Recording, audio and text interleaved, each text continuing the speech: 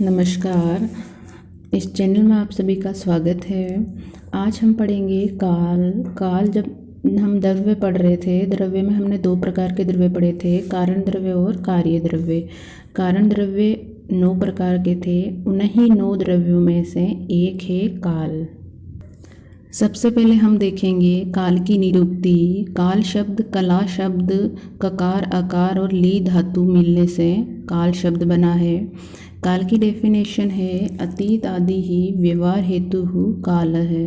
अतीत आदि ही, अतीत यानी भूतकाल और भूतकाल आदि भविष्य काल और वर्तमान काल के लिए हम जो व्यवहारिक रूप से शब्दों का यूज़ करते हैं वही काल है, अर्थात समय ही काल है। काल के सिनोनिम है परिणाम। परिणाम को भी काल कहा गया है। नेक्स्ट हम देखेंगे आचार्य सुश्रुत के अनुसार काल के बारे में उन्होंने क्या बोला। तो आचार्य सुश्रुत ने काल के बारे में बताया है कालो ही नाम भगवान स्वयंभु आदि ही मध्य है निधनः अत्र रस व्याप्ति ही संपत्ति ही जीवन मरण च मनुष्याणाम आयत। अर्थात आचार्य सुश्रुत ने काल के बारे में बताया है, काल को भगवान बताया है और यह भी बोला है कि काल के निमित्त ही मनुष्य की मृत्यु और जीवन है। मनुष्य जिंदा भी काल के निमित्त रहता है और मनुष्य की मृत्यु भी काल से ही होती है। आचार्य सुश्रुत ने काल के 10 प्रकार बताए हैं। निमेष, काष्ठा, कला, मुहूर्त, अहोरात्र, पक्ष, मास, ऋतु, अयन, संवत्सर। नेक्स्ट हम देखेंगे काल के लक्षण।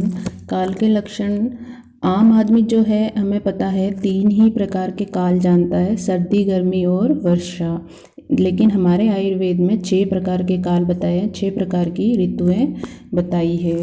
जैसे 6 प्रकार की ऋतुएं ऋतुचर्या चैप्टर में जब हमने पढ़े थे ऋतु के नाम, वही क्या है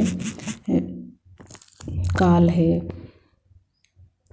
इसके बाद हम पढ़ेंगे काल का हमारी एज से क्या रिलेशन है।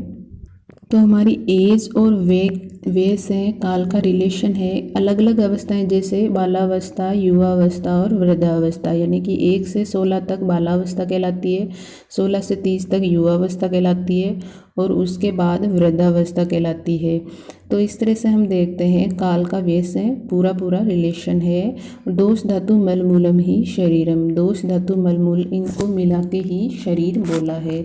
तो हमारे शरीर का ही काल से रिलेशन है।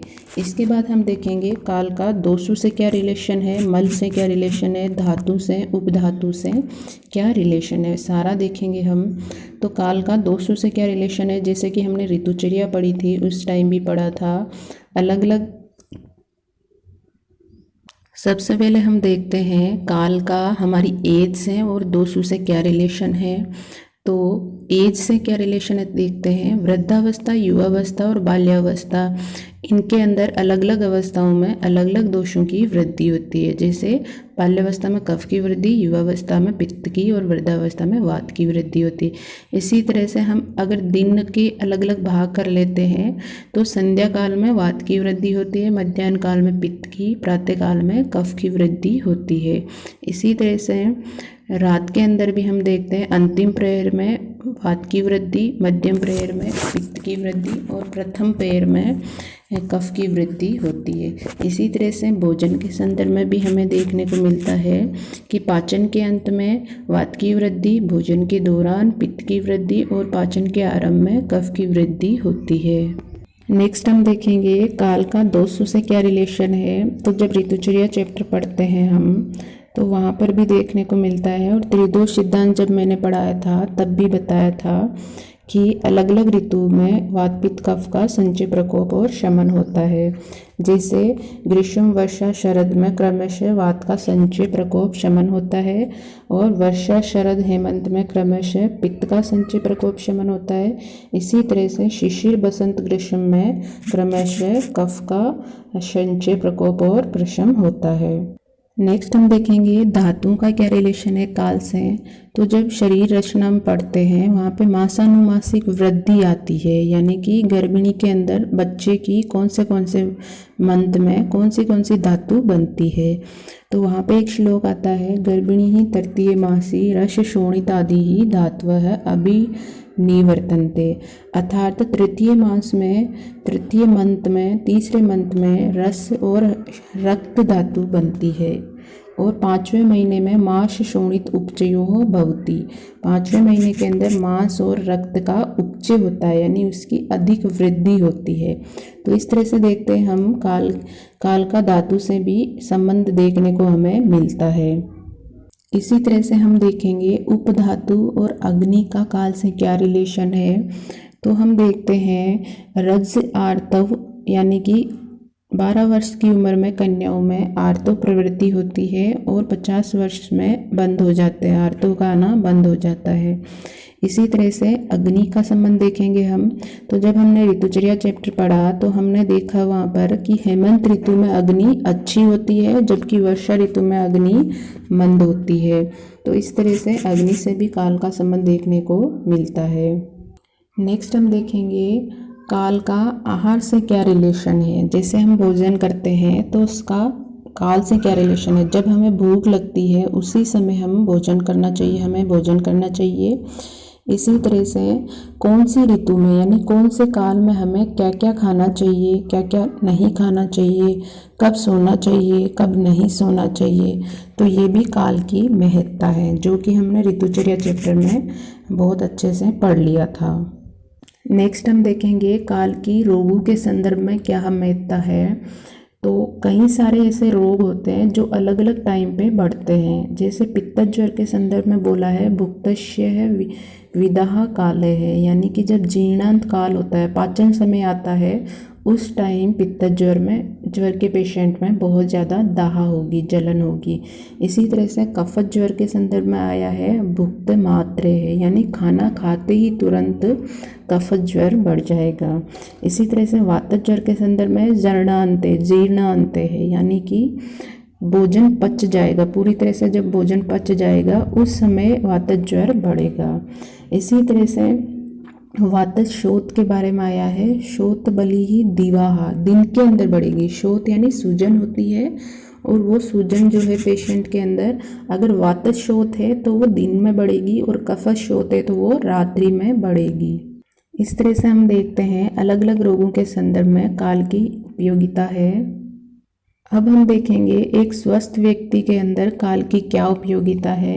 तो जब हम दिनचर्या चैप्टर पढ़ते हैं, या पढ़ा था जब दिनचर्या चैप्टर, तो वहाँ पर अलग अलग चीज़ें हमने देखी थी। वहाँ पर एक एक चीज़ को काल से संबंधित करके बताया है कि हमें कब उठना चाहिए, यानी कि ब्रह्म मुहूर्त, तो वो भी काल था। उसके बाद हमें कब सोच के लिए जाना चाहिए, कब दातन करना चाहिए, दातन दो बार करने के लिए बोला है, तो 2 टाइम्स, यानी कि वो भी क्या है, 2 बार भी काल है। इसी तरह से वहाँ पर धूमपान के लिए बोला है, धूमपान के 8 काल बताए हैं। इसी तरह से अभ्यंग कब करना चाहिए, व्यायाम कब करना चाहिए, ये सारी चीज़ें एक एक चीज़ को वहाँ पर स्वस्थ व्रत में भी काल से रिलेट करके बताया है। नेक्स्ट हम देखेंगे औषध काल बताए हैं आचार्य वाग्भट ने औषध ग्रहण करने के लिए। जैसे मॉडर्न साइंस में 2 ही काल होते हैं, खाना खाने के बाद या खाना खाने से पहले, जबकि हमारे आयुर्वेद में औषध ग्रहण करने के 10 काल बताए हैं। कुछ आचार्यों ने 5 बताए हैं, कुछ ने 10, कुछ ने 11, इतने सारे काल बताए हैं। उनमें से हम कभी भी अकॉर्डिंग टू डिजीज़ हमें कौन से समय में कौन सी औषध लेनी चाहिए, कौन सी डिजीज़ में, तो वहाँ पर बताया है ग्रास यानी कि एक एक गास के बाद में, ग्राशा अंतर या ग्रास के बीच में, भोजन से पहले, भोजन के बाद में, भोजन के मध्य में, और सामुद यानी कि आटे के अंदर मिला के, और अनेक सारे टाइप बताए वहाँ पे। निशी यानी कि रात को, कुछ ऐसे ऊर्ध्व जत्रुगत रोग होते हैं जिसमें हमें रात को ही औषध लेनी चाहिए। अकॉर्डिंग टू डिजीज़ अलग अलग बताए। तो इस तरह से हमें काल की महत्ता देखने को मिलती है। नेक्स्ट हम देखेंगे काल की चिकित्सा में उपयोगिता। अलग अलग रोगों में हम अलग अलग दिनों तक औषधि देते हैं। तो अलग अलग दिनों तक औषधि देना भी काल से रिलेशन है अलग अलग रोगों का, और अलग अलग जो औषध है उसको भी हम अलग अलग दिनों पर देते हैं। जैसे आरोग्यवर्धिनी वटी के लिए आया है मंडल एक स्किन डिजीज़ का ही प्रकार है, उसमें 42 डेज तक अगर हम आरोग्यवर्धिनी वटी देंगे तो वो मंडल नाम का रोग एकदम ठीक हो जाएगा। इसी तरह से हम देखते हैं तर्पण, यानी कि ये नेत्र क्रियाकल्प है, नेत्र के लिए आईसाइट्स बढ़ाने के लिए होता है। रेडनेस वगैरह अगर किसी को आँख के अंदर कोई एलर्जी है तो तब हम तर्पण कराते हैं।